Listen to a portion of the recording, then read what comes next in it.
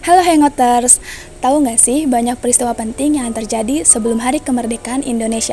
Salah satunya adalah peristiwa Rengas Dengklok. Sekarang aku berada tepat di rumah singgah terjadinya peristiwa tersebut. Yuk ikuti aku ke tempat bersejarah ini sambil mengupas tuntas peristiwanya. Peristiwa Rengas Dengklok merupakan penculikan Soekarno dan Hatta oleh para pemuda Indonesia yang dipimpin oleh Sukarni, Wikana, dan Chairul pada 16 Agustus 1945. Mereka dibawa ke rumah di Rengas Dengklok, sebuah desa di Karawang, Jawa Barat. Para pemuda mendesak agar proklamasi kemerdekaan segera dilaksanakan tanpa menunggu keputusan Jepang. Setelah bernegosiasi, peristiwa ini menghasilkan proklamasi kemerdekaan Indonesia pada 17 Agustus 1945. Rumah Dejau Kisong dibangun pada 1920 yang berlokasi di Jalan Perintis Kemerdekaan nomor 33 Karawang, Jawa Barat, dan resmi dinyatakan sebagai rumah bersejarah pada 1960 guna melestarikan dan merawat sejarah agar bisa tetap hidup. Asli gitu. Asli, kalau rumah asli. Rumah udah 1 abad.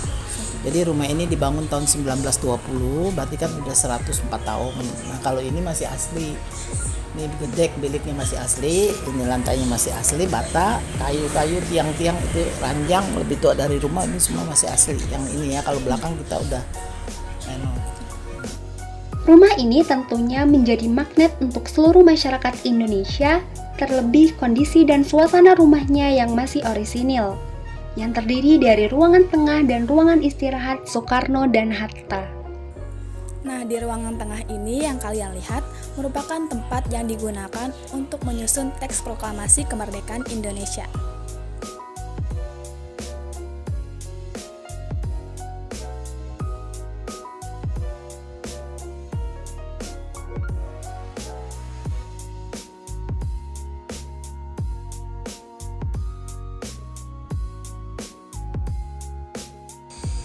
Lalu tepat di sebelah kiri saya merupakan tempat beristirahat Bung Karno, dan sebelah kanan saya tempat beristirahat Bung Hatta.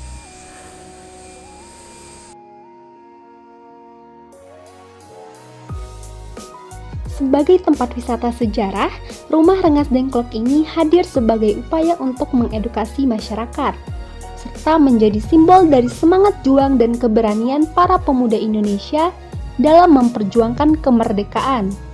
Para pengunjung berdatangan untuk menapak tilasi peristiwa yang sangat bersejarah ini. Kalau saya ya, di sini saya melihat dari sisi historinya, tempat tidurnya Bung Karno, Bung Hatta yang ada di sini, terus melihat bangunan ini yang semuanya masih orisinal, itu yang hal yang bagus buat saya. Cuman mungkin ya alangkah lebih bagusnya bangunan-bangunan seperti ini dikelola oleh negara.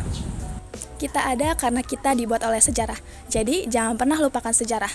Nah, itu dia Hangoters, tempat bersejarah yang dapat dijadikan destinasi wisata. Gimana? Tertarik untuk datang ke sini? Aku, Naila Soraya. Sampai jumpa di konten selanjutnya. Dadah.